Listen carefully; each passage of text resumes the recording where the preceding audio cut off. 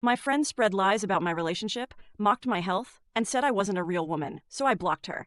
Now everyone's asking if I overreacted. I recently found myself in a difficult situation that led me to block a friend, who I'll call Katie. Katie is currently dating my fiance's friend, Chad. Chad has a reputation as a bit of a storyteller. He often claims to have lots of money, but never seems to have any to spend. Over the years, this pattern of exaggeration has become well known among our friend group. Katie, on the other hand, has always been extremely possessive in her relationships. She has a strict rule that neither she nor Chad can hang out alone with members of the opposite gender without informing each other. However, she doesn't seem to apply this rule to herself. Recently, she told Chad she was spending the evening with just one female friend, but Chad later found out there were two other guys there as well. Naturally, he was upset, but instead of understanding his frustration, Katie got mad at him. To me, that level of dishonesty and hypocrisy felt like a major breach of trust. Now, onto the reason why I decided to block Katie. Yesterday, I was cleaning my apartment when I remembered I needed to return my friend's cat carrier. When I dropped it off, she mentioned she needed to talk about something important. Her first question shocked me. She asked, "What's going on with your fiancé and your relationship?" I was confused, since my fiancé and I are happier than ever. I asked her what she meant, and she explained that Katie and Chad had told her we were fighting constantly. This was completely untrue. Like any couple, we occasionally argue, but we always communicate and resolve things quickly. I reassured her that we were fine.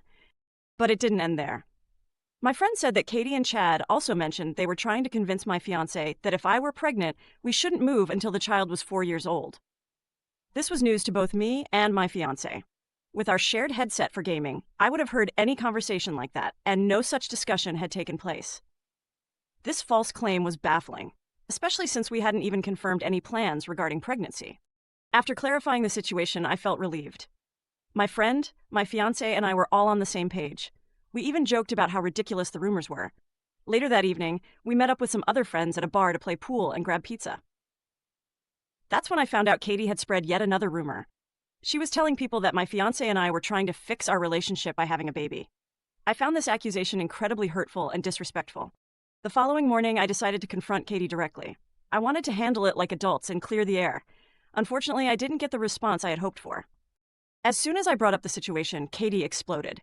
She accused me of lying to everyone, told me I needed to grow up, and even mocked me about my health. She brought up the fact that I had mentioned my period pains before, using it as some twisted point against me. Then she shifted her attack to my fiancé, falsely claiming he constantly borrows money despite his stable income. I asked her how I could possibly be a liar when I generally stay out of drama and try to mind my own business. I also questioned why she was so focused on my relationship when her own boyfriend had repeatedly voiced complaints about her. Admittedly, I shouldn't have brought up Chad's frustrations, but I was overwhelmed by her unjust accusations. Katie didn't stop. She insulted my choice to stay home and focus on my studies while my fiancé supported us financially. I found it ironic, since she still asks her parents for money and is attempting to qualify for Social Security while claiming to have a job. Her continuous remarks about my period became unbearable, to the point where it felt like I was arguing with a child. Then came the final blow. Katie had the audacity to say, "Only real women have periods." It was not only offensive, but incredibly insensitive. She even claimed my fiancé had been making fun of me behind my back. However, when I checked with him, he was shocked and showed me his blocked messages to prove that she had cut off communication. At that point, I decided enough was enough. I blocked Katie on all platforms. I'm not someone who enjoys conflict, but I also refuse to tolerate this level of disrespect. We're planning to have a discussion with everyone involved to address the situation openly, but I still wonder if I overreacted. So, am I the a-hole for blocking my friend after she went off on me for trying to resolve the situation? Story 2. I got into a car accident, admitted it was my fault, and apologized, but my family's reaction left me feeling like a complete failure. A couple of days ago, I was driving on a fairly busy road, and I ended up getting into a car accident.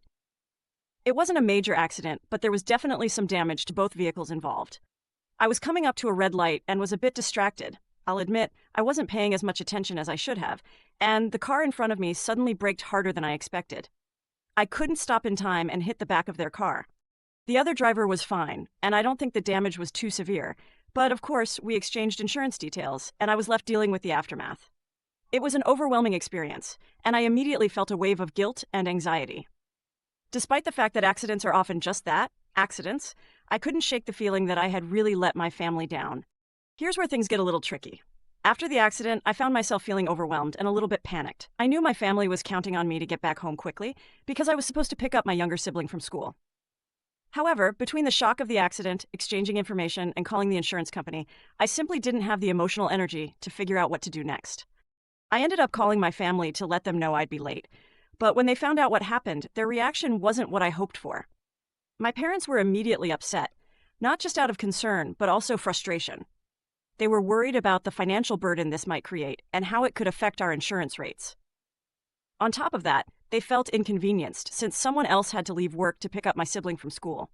The thing is, I understand where they're coming from. Car repairs can be expensive, and we're not in a financial position where unexpected costs are easy to handle. Not to mention, having a damaged car creates all sorts of logistical problems: rides to work, school drop-offs, errands, and more.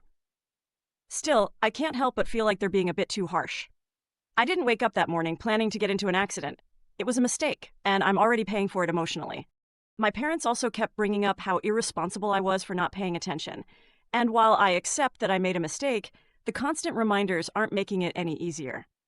They've been telling other family members about what happened, and now I'm getting even more comments about how I should have been more careful. I've apologized multiple times and acknowledged that I should have been more attentive, but it feels like no matter how much I say sorry, it's not enough. To make matters worse, my parents now want me to contribute financially to the repairs, which I understand.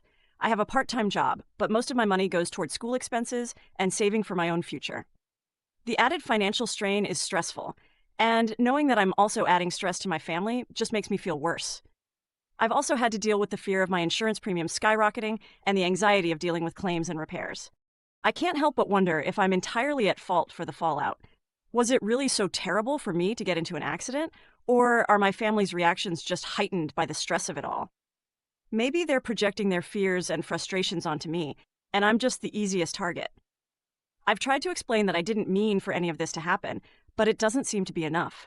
So now I'm stuck feeling guilty and uncertain. I know I could have handled things better, but I also believe that accidents are sometimes unavoidable. Does making one mistake really mean I deserve all this anger and frustration from my family? Am I the a-hole for getting into the accident and making things more difficult for my family? Story 3. I'm finally escaping my emotionally absent father's grip after years of caretaking, but his sudden surgery has me questioning if I'm the worst son alive. I, 24 male, have been living with my father, 63 male, my entire life. My mother passed away when I was very young, and ever since it's been just the two of us. Our relationship has always been complicated, codependent, emotionally taxing, and at times even physically abusive. Growing up, I often felt like I was walking on eggshells around him, never knowing what might set him off. Despite that, I also felt a strong sense of responsibility to care for him. After all, he raised me on his own, and I know he has struggled immensely with the loss of my mother. Over the years, I buried a lot of my feelings and tried to maintain the peace. My father relied heavily on me, not just emotionally, but also for tasks around the house. I handled most of the cooking, cleaning, and errands. He would often vent to me about his problems, expecting me to provide comfort and validation. It felt more like I was his emotional caretaker rather than his son. But recently I started therapy. It took a while, but with my therapist's help, I began to understand how unhealthy this relationship had become. My own needs and desires were often dismissed. I found it difficult to maintain friendships, romantic relationships, and even hobbies because I constantly felt obligated to be there for my father. I lived with a persistent guilt whenever I did something for myself. After months of introspection, I made a tough decision. I needed to move out and live independently.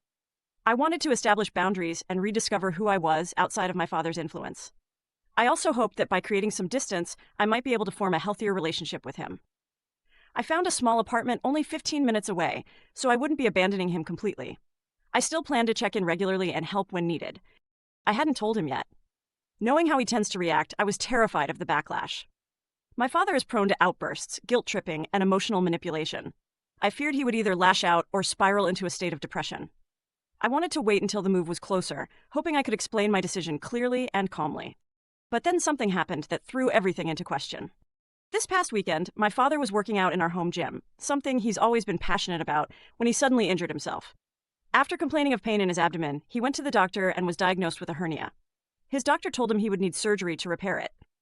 While it isn't a life-threatening condition, the recovery process could take several weeks, during which he'll need to limit physical activity. Hearing this news filled me with dread. The timing couldn't have been worse. My father would inevitably need assistance with day-to-day tasks, and I knew he would expect me to be his primary caretaker. The guilt I felt was overwhelming. What kind of son moves out just when his father is about to undergo surgery? But at the same time, I couldn't ignore how much this move meant to me. It was a step toward reclaiming my independence and mental well-being. I reasoned that since I was staying nearby, I could still visit and help out as needed. I could bring him meals, check in on him, and make sure he was following his recovery plan. Moving out didn't mean I wouldn't support him. It just meant I wouldn't be at his beck and call 24/7. I've been wrestling with this decision ever since. Part of me wonders if I'm being selfish for prioritizing my needs when my father is facing a difficult time. But I also recognize that there will never be a perfect time to leave. If I keep waiting for a moment when he doesn't need me, I might never get the chance to live my own life. My therapist reminded me that caregiving doesn't have to mean sacrificing myself. I can be present for my father without losing my own sense of self. I've also considered the possibility of hiring temporary help or encouraging him to lean on extended family members or friends during his recovery. Still, the thought of telling him about my plans fills me with anxiety. My father has a way of making me feel like I owe him everything. Whenever I assert boundaries, he acts as though I'm abandoning him or being ungrateful. I worry that he'll view my decision to move out as a betrayal, especially in light of his surgery. Ultimately, I'm stuck between the guilt of leaving and the necessity of prioritizing my mental health. I still plan to tell him within the next week or two, giving him some time to process before I officially move out. I hope he'll eventually understand that this isn't about rejecting him, it's about taking care of myself. So, am I the a-hole for deciding to move out right before my father's surgery, even though I still plan to support him as he recovers?